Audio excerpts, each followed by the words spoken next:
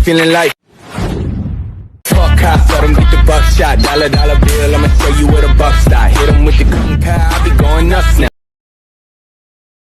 Bagaimana jika seseorang yang telah kehilangan segalanya diberi kesempatan untuk mengulang masa lalu dengan imbalan jiwanya harus menderita selamanya?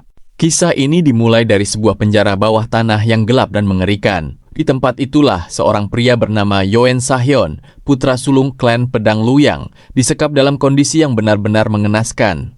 Kedua lengannya telah terputus, salah satu kakinya juga telah hilang, tubuhnya dirantai, bahkan lidahnya pun telah dipotong. Ia tak lagi memiliki harapan untuk bertahan hidup. Di tengah keheningan, tiba-tiba terdengar sebuah suara misterius yang mengajaknya berbicara. Suara itu kemudian menceritakan nasib tragis klan Pedang Luyang, sebuah klan yang telah hancur dan seluruh anggotanya dibantai tanpa ampun. Mendengar semua itu, Yoen Sahyeon tetap percaya bahwa orang-orang jahat suatu saat pasti akan menerima balasan. Baginya, hukum sebab akibat selalu ada, dan langit akan menghakimi setiap kejahatan. Namun seketika aura mengerikan dari sosok misterius itu mencekik lehernya. Seolah ingin mematahkan keyakinannya, suara tersebut berkata bahwa tidak pernah ada penghakiman dari langit. Ia kemudian menceritakan kisahnya sendiri sejak zaman mitos dan menyatakan satu kalimat yang mengguncang segalanya. Langit dan bumi tidak pernah berbelas kasih. Setelah itu, suara misterius tersebut menawarkan sebuah kekuatan yang mampu mengubah takdir. Namun, harga yang harus dibayar sangatlah mengerikan. Jika menerima kekuatan itu, jiwa Yoen Sahyeon akan menderita selamanya tanpa pernah memiliki tempat untuk beristirahat. Meski mengetahui konsekuensinya, Yoen Sahyeon tetap menerima tawaran tersebut. Dalam sekejap, aura yang luar biasa menyelimuti seluruh tubuhnya. Luka-luka yang selama ini membuatnya cacat perlahan menghilang. Lengan dan kakinya kembali pulih seolah semua penderitaan yang dialaminya tidak pernah terjadi. Saat membuka mata, di hadapannya telah muncul sebuah kitab kuno yang memancarkan aura luar biasa. Tanpa ragu, Yoen Sahyeon mengambil kitab tersebut dan membuat sebuah perjanjian dengannya. Seketika, kekuatan dahsyat mengalir masuk ke dalam tubuhnya. Kitab itu bernama Sutra of Vanquishing Darkness and Rending the Heavens. Tak lama setelah perjanjian itu selesai, sesuatu yang mustahil pun terjadi. Yoen Sahyeon dikembalikan ke masa lalu sebelum seluruh tragedi yang menghancurkan klannya pernah terjadi. Saat sadar, ia mendapati dirinya telah berada di Aula True Enlightenment, kediamannya sendiri di dalam klan Pedang Luyang. Di saat yang sama, tanpa sengaja ia dapat mendengar percakapan para pelayan yang sedang membicarakannya dari luar ruangan. Tak hanya itu, ia juga mulai merasakan perubahan besar pada tubuhnya. Energi mengalir tanpa henti, stamina meningkat drastis, dan seluruh kemampuan fisiknya terasa jauh lebih kuat dibanding sebelumnya. Menyadari bahwa ia telah kembali ke masa lalu, Yoen Sahyeon langsung mengambil tindakan. Ia membuka pintu kamarnya dan memerintahkan seluruh pelayan untuk berkumpul. Begitu semuanya hadir, ia langsung memecat seluruh pelayan yang selama ini melayaninya karena menganggap mereka telah membangkang. Ia memerintahkan mereka segera meninggalkan kediamannya, lalu menyuruh salah seorang pelayan pergi ke kantor pelayan untuk memilih seorang pelayan pribadi yang baru. Namun keputusan itu ternyata membuat seseorang di balik layar kehilangan mata dan telinganya. Salah seorang pelayan segera melaporkan bahwa seluruh pelayan milik Yoen Sahyeon telah diusir dan kini tidak ada lagi orang yang bisa memberikan informasi dari dalam kediamannya. Mendengar laporan tersebut, sosok misterius itu langsung diliputi amarah. Sementara itu di kantor pelayan, kepala pelayan juga dibuat bingung dengan tindakan sang tuan muda. Ia terus memikirkan strategi apa yang sedang direncanakan Yoen Sahyeon sambil mengingat kembali bagaimana sifatnya sejak masih kecil. Di tengah pikirannya, terdengar suara seorang wanita yang meminta izin untuk masuk. Wanita itu adalah Jong-a. Kepala pelayan kemudian menjelaskan bahwa sebentar lagi akan terjadi gejolak besar dalam perebutan pewaris klan Pedang Luyang dan Yoen Sahyeon merupakan salah satu kandidatnya.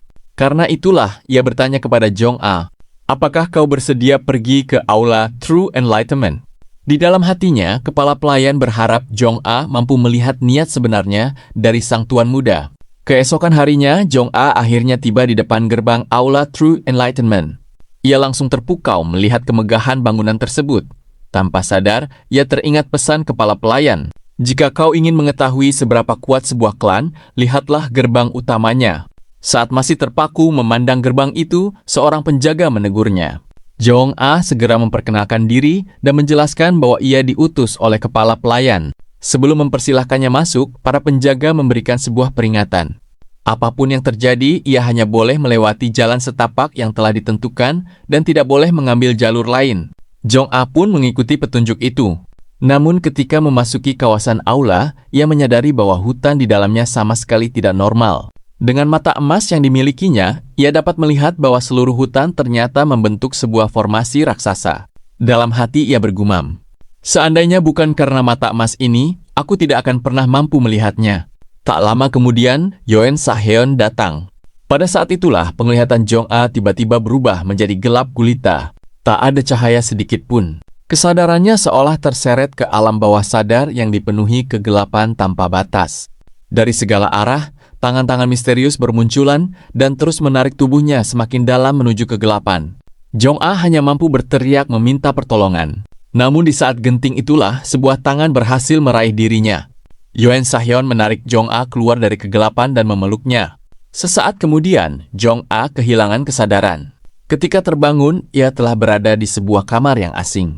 Saat bangkit dari tempat tidur, tanpa sengaja ia menendang tumpukan buku yang berada di lantai. Betapa terkejutnya ia ketika mengetahui bahwa buku-buku tersebut berisi pengetahuan kedokteran hingga teknik pedang dari berbagai sekte di seluruh negeri. Pandangannya kemudian beralih ke seluruh rak di dalam ruangan. Semuanya dipenuhi kitab dan naskah yang sangat berharga. Jong-a pun semakin bingung sebenarnya di mana dirinya berada. Ia lalu membuka jendela. Pemandangan indah langsung menyambut matanya. Di tempat itu, musim semi telah tiba. Padahal di luar aula True Enlightenment, salju masih menyelimuti seluruh wilayah. Saat masih terpaku memandang keluar, suara Yoen Sahyeon memanggilnya dan meminta dirinya turun. Di ruang pertemuan, Yoen Sahyeon menjelaskan bahwa Jong-a pingsan di tengah hutan sehingga ia membawanya kembali ke aula. Setelah itu, ia bertanya dengan tenang, "Apakah kau datang ke sini karena perintah kepala pelayan? Jika memang hanya menjalankan perintah, lebih baik kau pergi. Namun jika kau datang atas keinginanmu sendiri, itu jauh lebih baik." Mendengar perkataan tersebut, Jong-a segera berlutut dan memohon ampun. Ia bersumpah akan mempertaruhkan seluruh nyawanya demi setia melayani Yoen Sahyeon. Sebagai balasan, Yoen Sahyeon hanya memberikan satu perintah sederhana. Ia meminta Jong-a memasakkan makanan untuknya. Jong-a segera menuju dapur. Namun selama memasak, pikirannya terus dipenuhi kejadian mengerikan yang dialaminya di dalam hutan. Tak lama kemudian, hidangan pun tersaji. Keduanya makan bersama. Karena masakan Jong-a sangat lezat, Yoen Sahyeon terus meminta tambah, hingga seluruh nasi yang tersedia habis tak tersisa. Melihat itu, Jong-a hanya bisa terdiam keheranan. Malam pun tiba. Yoen Sahyeon duduk bersantai di atas atap aula True Enlightenment. Di sana ia menyadari bahwa akibat Jam Jin Cheong Yong, dirinya tidak akan pernah benar-benar merasa kenyang sebanyak apapun makanan yang ia makan. Tiba-tiba bayangan kegelapan kembali muncul dan memanggilnya dengan sebuah sebutan. Bound One. Sesosok tangan misterius perlahan memegang kepalanya. Dalam sekejap, kedua mata Yoen Sahyeon berubah menjadi hitam kebiruan, sementara aura kegelapan yang luar biasa memasuki seluruh tubuhnya. Lalu sebuah bisikan terdengar pelan. Bound One, waktunya telah tiba. Tanpa sadar, Yoen Sahyeon pun melangkah pergi mengikuti panggilan misterius tersebut. Di sebuah penginapan di kota Luoyang, suasana tampak begitu ramai. Seluruh meja telah dipenuhi para tamu. Seorang pria yang baru datang berusaha mencari tempat duduk, namun pelayan menjelaskan bahwa tidak ada lagi kursi yang tersisa. Pria itu tidak percaya. Ia tetap memaksa naik ke lantai atas dengan harapan masih ada tempat yang kosong. Namun sesampainya di sana, pemandangan yang dilihatnya justru membuatnya membeku. Di hadapannya, Yoen Sahyeon sedang melahap makanan dalam jumlah yang luar biasa. Cara makannya begitu brutal, seolah-olah seorang hantu kelaparan yang tidak pernah makan selama bertahun-tahun. Pria itu langsung diliputi ketakutan. Tanpa berpikir panjang, ia berlari turun sambil berteriak bahwa hantu kelaparan dari neraka telah muncul. Sementara itu, Yoen Sahyeon sama sekali tidak memedulikan keributan tersebut. Ia terus menyantap seluruh makanan yang ada di hadapannya. Namun anehnya, sebanyak apapun makanan yang masuk ke dalam tubuhnya, rasa lapar itu tidak pernah benar-benar hilang. Setelah seluruh hidangan habis, Yoen Sahyeon turun ke lantai bawah. Semua orang memperhatikannya dengan tatapan aneh. Tetapi ia tetap tenang. Ia membayar seluruh tagihan makanannya, lalu meninggalkan penginapan tanpa mengucapkan sepatah kata pun. Di sepanjang perjalanan, pikirannya terus dipenuhi satu pertanyaan. Mengapa rasa lapar ini tidak pernah berakhir? Apa yang harus ia lakukan agar rasa lapar itu benar-benar terpuaskan? Di tengah lamunannya, tiba-tiba ia mencium sebuah aroma yang sangat kuat. Tanpa sadar, langkahnya mengikuti sumber aroma tersebut. Di tempat lain, sekelompok orang dari sekte Blackbone sedang menindas seorang pria yang tidak mampu membayar utangnya. Mereka tidak hanya menagih utang, tetapi juga memaksa korban membayar bunga hingga 10 kali lipat. Karena tak sanggup melunasinya, plakat kepemilikan milik pria itu dirampas. Bahkan mereka berencana menjual seluruh tokonya, beserta istri dan anak-anaknya. Saat penyiksaan terus berlangsung, sebuah siulan tiba-tiba terdengar dari atas genting. Suara itu begitu aneh. Bukan sekedar siulan biasa, tetapi mampu mengguncang jiwa setiap orang yang mendengarnya. Orang-orang dari sekte Blackbone langsung menghentikan tindakan mereka. Dengan penuh kewaspadaan, mereka meminta maaf kepada sosok misterius yang telah bersiul. Jika memang telah mengganggu seorang master, mereka memohon agar sang master bersedia menampakkan diri. Tak lama kemudian, sesosok pria perlahan muncul dari atas atap. Orang itu adalah Yoen Sahyeon. Melihat kemunculannya, para anggota sekte Blackbone langsung menyerang tanpa ragu. Namun serangan mereka sama sekali tidak mampu melukainya. Dengan gerakan yang sangat cepat, Yoen Sahyeon menahan serangan tersebut, lalu seketika memutuskan lengan pemimpin mereka. Dua anggota lainnya hanya bisa membelalak ketakutan ketika melihat lengan pemimpin mereka terputus begitu saja. Belum sempat mereka bereaksi, Yoen Sahyeon langsung mencekik pemimpin sekte Blackbone hingga tewas. Sesaat kemudian kegelapan muncul dan menelan jasad pria itu tanpa meninggalkan jejak sedikit pun. Yoen Sahyeon kemudian mengalihkan pandangannya kepada dua anggota yang masih tersisa. Tatapan itu saja sudah cukup membuat keduanya kehilangan keberanian. Mereka langsung berbalik dan melarikan diri. Namun bayangan-bayangan hitam telah lebih dahulu mengejar mereka. Salah satu di antara mereka langsung tewas. Sementara yang satunya lagi menjerit ketakutan sambil memohon agar nyawanya diampuni. Dengan suara gemetar ia berkata, "Masih banyak orang jahat di luar sana, kenapa harus kami yang kau bunuh?" Yoen Sahyeon menatapnya tanpa sedikit pun menunjukkan belas kasihan. Lalu ia hanya mengucapkan satu kalimat, "Kalian hanyalah permulaan." Ketika kesadarannya kembali, Yoen Sahyeon mendapati dirinya berada di sebuah tempat yang sunyi. Ia hanya mengingat bahwa sebelumnya dirinya baru saja meninggalkan penginapan. Saat benar-benar membuka mata, barulah ia menyadari bahwa dirinya telah berada di sebuah makam bawah tanah. Perlahan ia berjalan menyusuri lorong yang gelap. Di sepanjang jalan terlihat peti-peti mati yang berisi mayat hidup. Tak lama kemudian, seorang kakek misterius muncul di hadapannya. Sambil menatap Yoen Sahyeon, kakek itu berkata, "Sepertinya kitab suci itu akhirnya menemukan orang yang tepat." Ia kemudian melanjutkan, "Kau tidak seperti mereka yang datang sebelumnya. Beritahu aku, apa yang kau ketahui tentang kitab suci itu?" Yoen Sahyeon segera memberi hormat. Ia menjelaskan bahwa kitab tersebut bernama Sutra of Vanquishing Darkness and Rending the Heavens, sebuah relik kuno yang ditenun dari kulit, darah, dan urat 3 makhluk abadi. Setelah menjelaskan apa yang diketahuinya, Yoen Sahyeon meminta agar sang kakek bersedia mengajarinya. Mendengar jawaban itu, sang kakek tersenyum tipis. Biasanya mereka yang datang ke tempat ini hanya memiliki 2 reaksi, menjadi sombong atau tenggelam dalam kegilaan. Tapi kau berbeda. Meski begitu, sang kakek mengakui bahwa bahkan dirinya sendiri belum benar-benar memahami kitab suci tersebut. Menurut legenda, pada zaman kuno, para makhluk abadi yang dipenuhi amarah hingga kehilangan akal menguliti tubuh mereka sendiri untuk menciptakan relik itu. Namun asal-usul sebenarnya tetap menjadi misteri. Yoen Sahyeon pun bertanya, mengapa bahkan seorang seperti dirinya tidak mampu memahami kitab tersebut. Kakek itu menjawab dengan tenang, "Aku adalah seorang immortal. Kini aku telah jatuh begitu dalam hingga keberadaanku tak lebih dari debu. Aku menghabiskan waktu yang sangat lama mempelajari relik ini. Namun setiap menemukan satu jawaban, justru muncul 2 pertanyaan baru.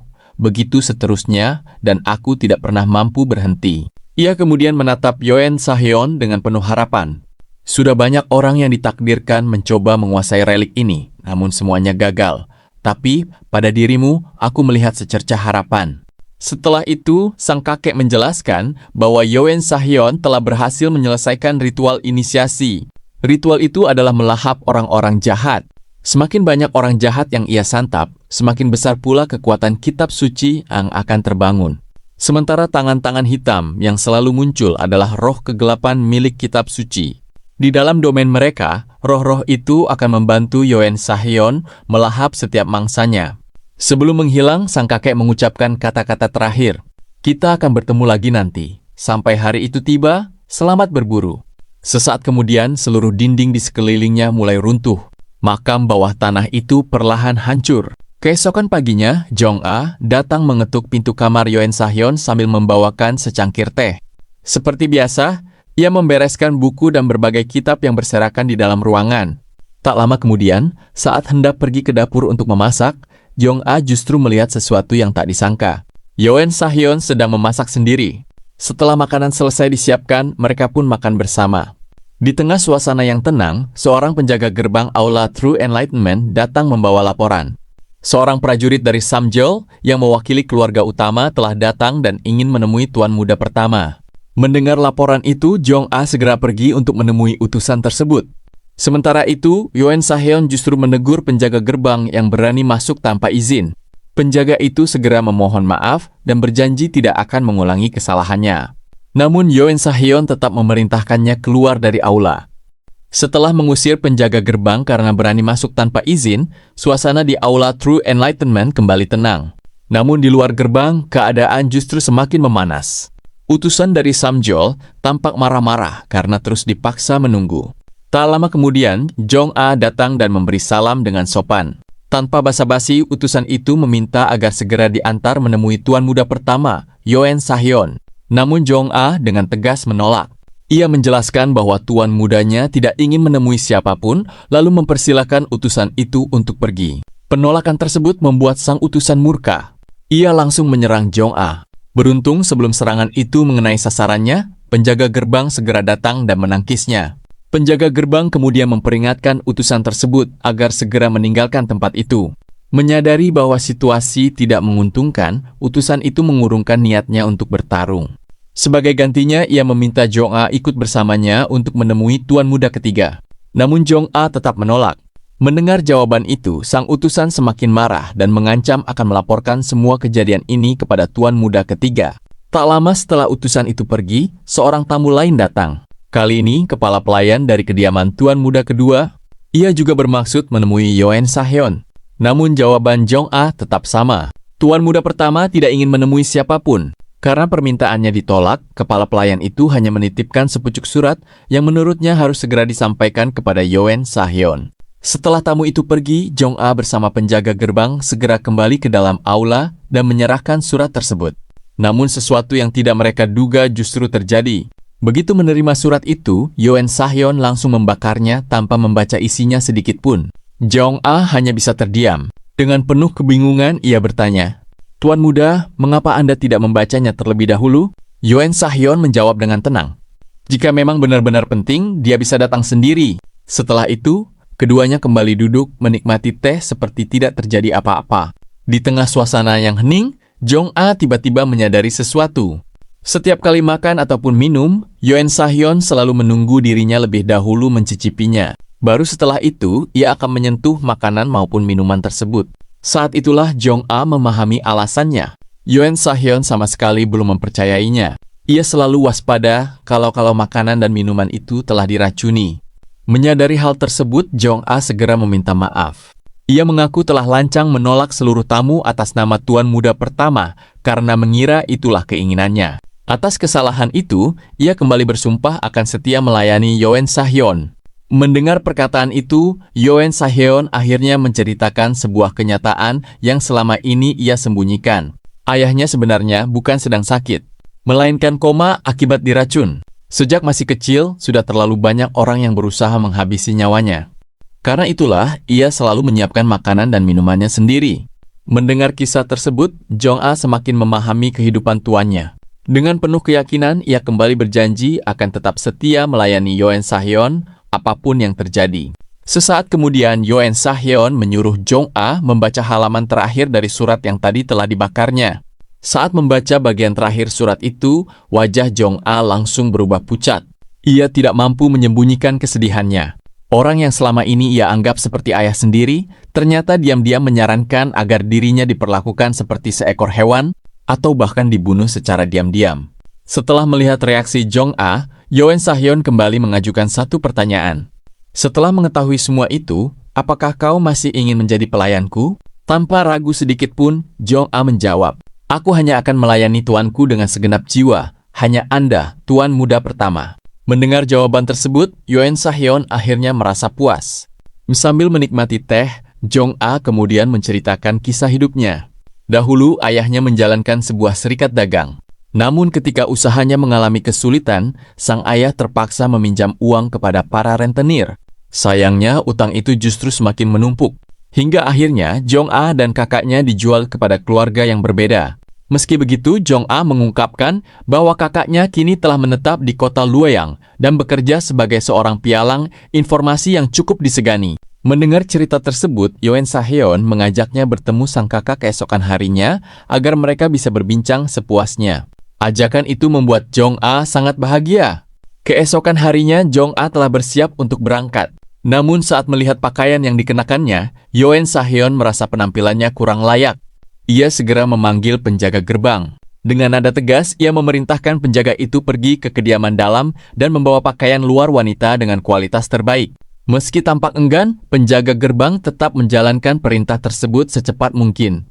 Tak lama kemudian, ia kembali dengan wajah yang penuh rasa bersalah. Ia menjelaskan bahwa orang-orang di kediaman dalam menolak memberikan pakaian tersebut. Bahkan mereka mengatakan bahwa Tuan Muda Sulung pasti mengetahui alasan penolakan itu. Mendengar laporan tersebut, Yoon Sahyeon tetap tenang. Ia mengambil sebuah stempel, lalu menempelkan cap di dahi penjaga gerbang hingga muncul tulisan, pedang terhebat di bawah surga. Setelah itu, ia memerintahkan penjaga gerbang kembali ke kediaman dalam dan menunjukkan cap tersebut. Jong-a yang melihat benda di tangan Yoon Sahyeon langsung terkejut. Ia segera bertanya, Tuan Muda, mengapa Anda memiliki benda itu? Yoon Sahyeon menjawab dengan singkat, karena ayahku sedang seperti itu, kalau bukan aku, siapa lagi yang akan memilikinya? Benda tersebut ternyata adalah Sword House Golden Seal, stempel resmi milik kepala klan pedang Loyang. Sebuah relik suci yang dianugerahkan langsung oleh kaisar terdahulu, sekaligus lambang otoritas tertinggi dengan hak komando absolut di dalam klan. Tak lama kemudian, kepala pelayan kediaman dalam, Wu Hwayon, datang membawa begitu banyak pakaian dan perhiasan. Setelah semua persiapan selesai, mereka pun berangkat menuju kota Luoyang. Sesampainya di tengah kota, banyak orang tanpa sadar memandang ke arah Jong-a. Penampilannya yang anggun dan cantik berhasil menarik perhatian setiap orang yang dilewatinya. Di tengah perjalanan, Yoon Sahyeon tiba-tiba berhenti. Ia mengatakan bahwa dirinya memiliki urusan lain. Sebelum pergi, ia meminta penjaga gerbang menjaga Jong-a dengan baik. Sesaat kemudian, tubuh Yoon Sahyeon menghilang begitu saja dari pandangan mereka. Penjaga gerbang langsung kebingungan. Ia akhirnya meminta Jong-a menjaga dirinya sendiri untuk sementara waktu, sementara ia berusaha mencari keberadaan tuan mudanya. Penjaga itu segera berlari, melompat dari satu bangunan ke bangunan lain. Namun sekeras apapun ia mencari, bayangan Yoon Sahyeon sama sekali tidak ditemukan. Di dalam hatinya muncul satu pertanyaan yang terus mengganggunya. Sebenarnya siapakah identitas asli tuan muda pertama ini? Setelah menghilang tanpa jejak dari tengah kota Luoyang, Yoon Sahyeon ternyata telah tiba di sebuah rumah tua yang tampak kumuh. Meski sederhana, seorang pria menyambut kedatangannya dengan penuh rasa hormat. Pria itu tidak lain adalah orang yang pernah diselamatkan Yoon Sahyeon dari penyiksaan sekte Blackbone. Begitu melihat tamunya datang, pria tersebut segera berlari memanggil istri dan anak-anaknya. Namun saat melihat seorang asing memasuki rumah bersama sang suami, istri dan anak-anaknya justru ketakutan. Mereka mengira para rentenir kembali datang untuk menagih utang.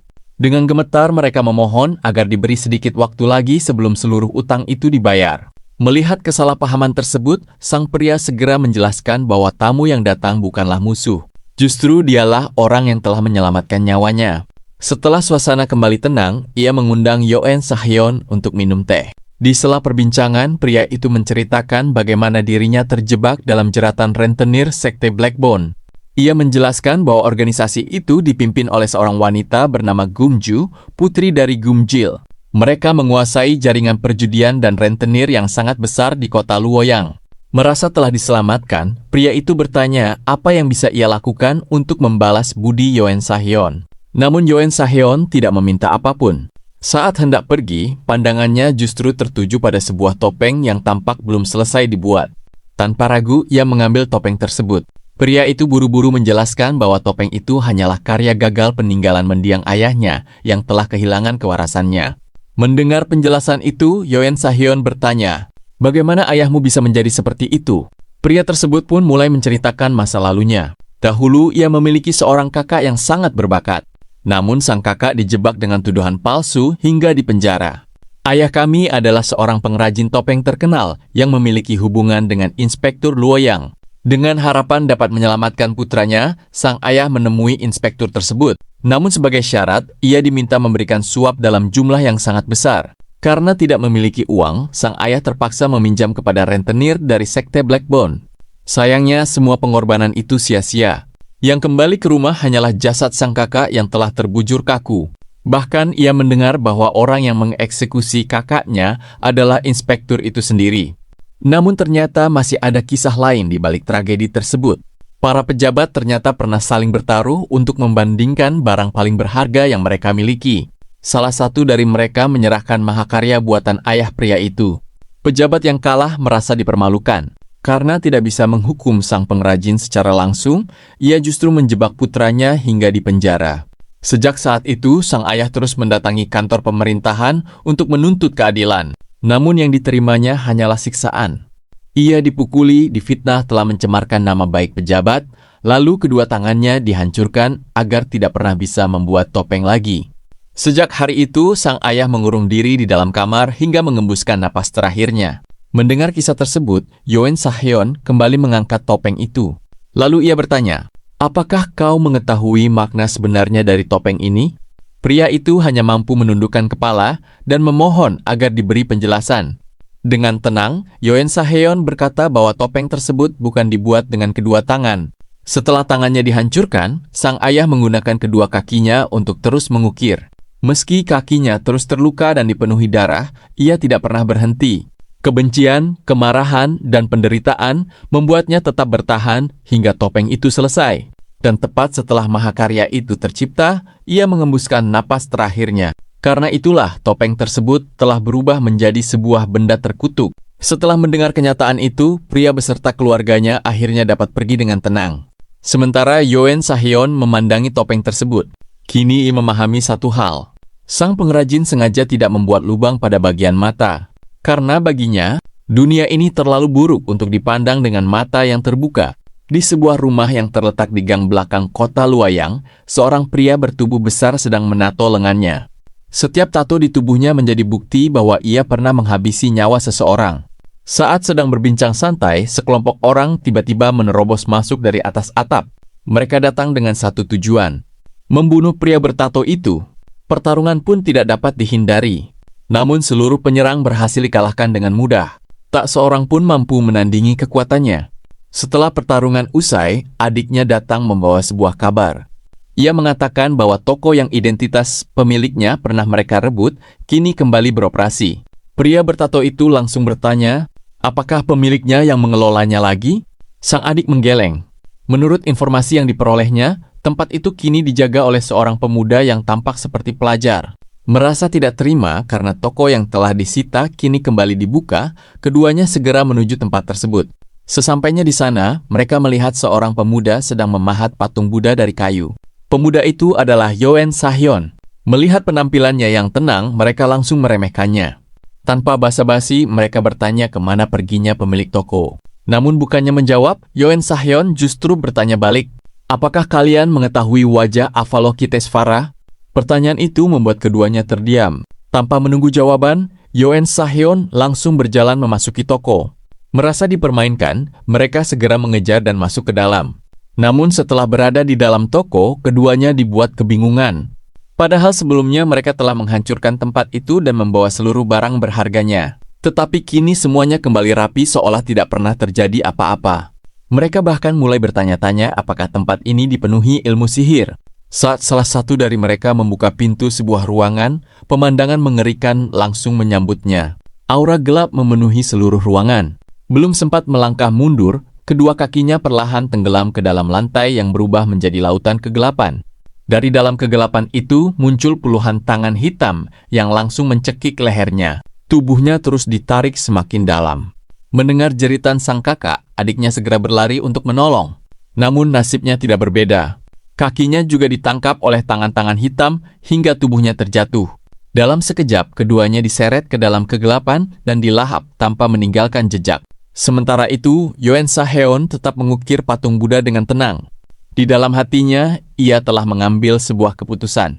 Suatu hari nanti, seluruh sekte Blackbone, termasuk Geumju, akan menerima hukuman mereka. Di sisi lain kota Luoyang, tepatnya di Pavilion Hyunwol, Jong-a akhirnya bertemu dengan kakaknya yang bernama Si. Sambil menikmati secangkir teh, keduanya berbincang mengenai situasi politik di dalam klan pedang Luoyang. Selama percakapan berlangsung, Si beberapa kali mencoba memancing informasi mengenai tuan muda pertama. Namun Jong-a tetap berhati-hati dan tidak mudah membuka rahasia tuannya. Di saat yang sama, sekelompok anggota sekte Blackbone tiba-tiba menyerbu Pavilion Hyunwol. Target mereka adalah Si. Sementara itu di kawasan stan makanan kota Luoyang, penjaga gerbang akhirnya berhasil menemukan Yoon Sa-heon. Sejak tadi ia terus mencari karena khawatir sesuatu telah terjadi kepada tuan mudanya. Di Pavilion Hyunwol, pertempuran pun telah dimulai. Para anggota sekte Blackbone memandang rendah Jong-a karena ia bukan seorang ahli bela diri. Mereka bahkan memintanya menyerah sebelum terlambat. Namun Jong-a sama sekali tidak berniat mundur. Begitu lawan mulai menyerang, mata emas miliknya langsung bekerja. Dengan kemampuan tersebut, ia mampu membaca setiap gerakan lawan, bahkan sebelum serangan itu mengenai dirinya. Walaupun tidak pernah mempelajari ilmu bela diri secara khusus, Jong-a berhasil menghindari seluruh serangan yang datang silih berganti. Sedikit demi sedikit, keadaan mulai berbalik. Para anggota elit sekte Blackbone yang telah terlatih justru satu persatu tumbang di tangannya. Si hanya bisa terdiam menyaksikan kemampuan adiknya. Ia sama sekali tidak menyangka Jong-a mampu menghadapi seluruh lawan seorang diri. Namun tepat ketika pertempuran tampak telah berakhir, seorang wanita cantik muncul bersama dua orang pengawal. Kehadirannya langsung mengubah suasana. Dan dari tatapan matanya saja, semua orang tahu musuh yang sebenarnya baru saja tiba.